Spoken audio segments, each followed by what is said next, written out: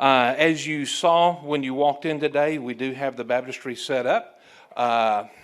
Some people call it a horse trough. We call it a baptistry. So today, instead of having a baptism interview, we're going to have a baptism testimony.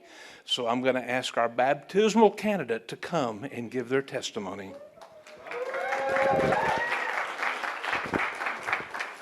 Now I'm embarrassed because you clapped. I'm just kidding. So I'm just going to tell you how I got to where I am right now. So when I was very young, my parents, who love the Lord, shared Jesus with me consistently. And I am so grateful. But I distinctly remember when I was like 4 or 5, telling them I wanted to become a Christian because it was late at night and I wanted to stay up past my bedtime. And it worked.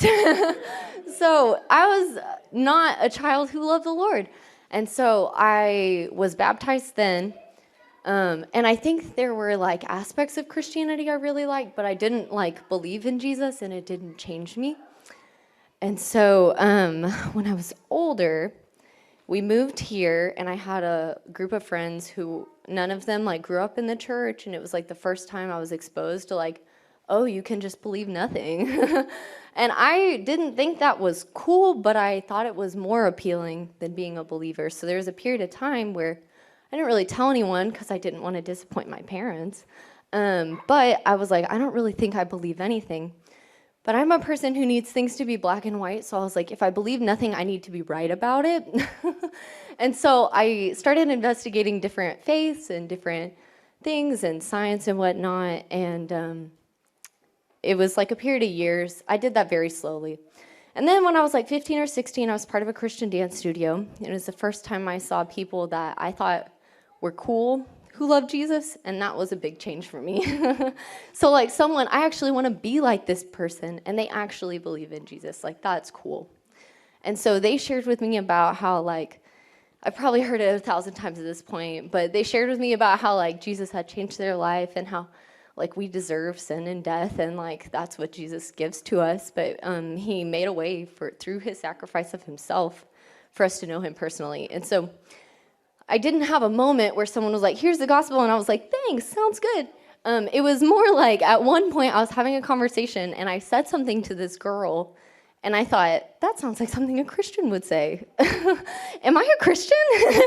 And so like there was a week or two where I like thought through like, what do Christians believe? And like, wait, hold on, I believe this now. Like, that's crazy. And so the group I was a part of then, my dance studio, was super into like baptism in the Spirit and didn't talk about like baptism in water. And then my church like all thought I was already a Christian. And so I wasn't baptized when I became a believer for real. So now recently, like the past couple years, I've gone through like cycles being involved in the BSM and discipling new believers where I'm like telling people about baptism and how awesome it is. And I'm like secretly like, oh my goodness, I feel so hypocritical. And sorry, I'm going to cry because I'm pregnant, not because I feel sad. I'm really not sad. So there have been, probably every other year, there's been a time where I feel really convicted, but I've let my pride keep me from being baptized. I don't want people to think I'm new to this. Like, I don't want it to be like, I don't know, just pride.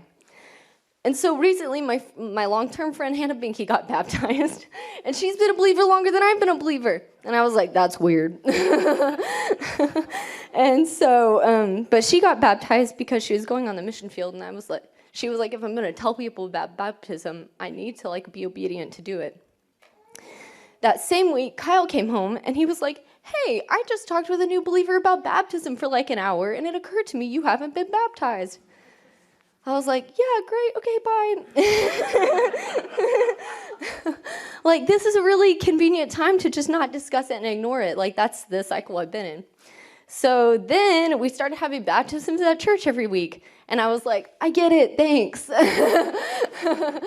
And so I'm here because I believe baptism is a demonstration of God's power and salvation. I think it's important for believers to be obedient to do it. But mostly I'm here to confess to you that I've been disobedient to God. And I've chosen not to be baptized because I've really prioritized my pride. And so I want to set an example, especially for our baby, of like, when people think of me, I want them to know I'm obedient even when it's uncomfortable for me. Sorry. I really don't have feelings right now. I don't know why I'm crying. Jesus said if you love him, you'll keep his commands, and that his commands are not burdensome. And I really believe that. And so he talks about in the Bible how blessed are the people who hear the commands of the Lord and obey them. And I want to be a person who does the commands of the Lord. So my commitment going forward has not changed from 8 or 9 years ago when I chose to follow Jesus. And it comes from 1 Peter 4. To live for the rest of time, hold on 1 second, let me unfold this so I don't quote it wrong. To live for the rest of the time in this flesh, no longer for human passions, but for the will of the Lord. That's it.